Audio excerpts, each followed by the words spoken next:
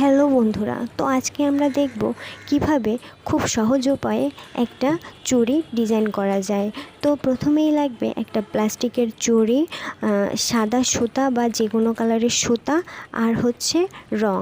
তো প্রথমেই যে কোনো কালারের সুতা আপনারা চুড়ির সাথে ভালোভাবে পেঁচিয়ে নেবেন। আমি এইখানে সাদা সুতা নিয়েছি।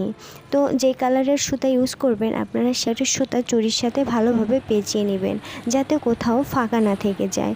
তারপরে আপনারা যে কোনো কালারের রং ইউজ করে বিভিন্ন রকম ডিজাইন করে নিতে পারেন। আমি এইখানে লাল, হলুদ আর সবুজ কালার ইউজ করছি। তো আমি সুন্দর একটা ফুল, লতা পাতা ডিজাইন করে নিয়েছি। তো ডিজাইন করার পরে আপনারা 30 মিনিট মতো রেখে দেবেন রঙটা শুকানোর জন্য। তো রঙটা শুকানোর পরে ঠিক এরকম একটা লুক আসবে। তো ভিডিওটা ভালো লাগলে লাইক করবেন, কমেন্ট করবেন, শেয়ার করবেন আর সাবস্ক্রাইব করবেন।